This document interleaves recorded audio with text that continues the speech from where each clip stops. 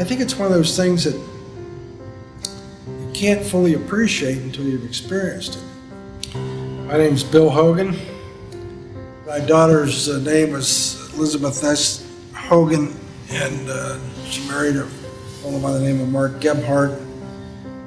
She had taught in her day Ironmen how to swim in the ocean. She taught swimming and water aerobics, and she swam every day of her life. As a matter of fact, she swam the day she went into hospice. It's more about life, really, than it is about dying. It's an all-embracing. It embraces everybody that's connected with the person, and it pulls you all together. If you're together in something, you can get through anything. She knew something was wrong. She took a bunch of kids on a bicycle trip and couldn't remember how to get home. She was diagnosed with glioblastoma multiforme, which is a form of brain cancer.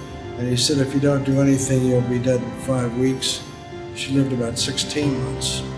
And the quality of her life was really pretty good. Her dog was with her. Her husband slept with her every night. I think people draw strength from that whole atmosphere of caring in a positive way. It's real upbeat. They're going to be loved. They're going to be cared for in a caring way, in a way which lends dignity to their life at the end. And I think that's the hardest part. I think Liza died in 2003, and everybody was impressed with this hospice. Why don't we have something like this in Wheeling?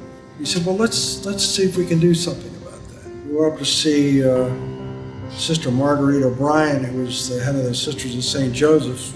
She said, go no further. We just purchased some property.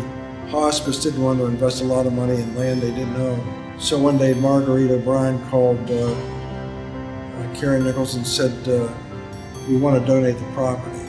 That's why we have this beautiful facility. I think it's one of the most gorgeous, I think it's the most beautiful building in the county, frankly.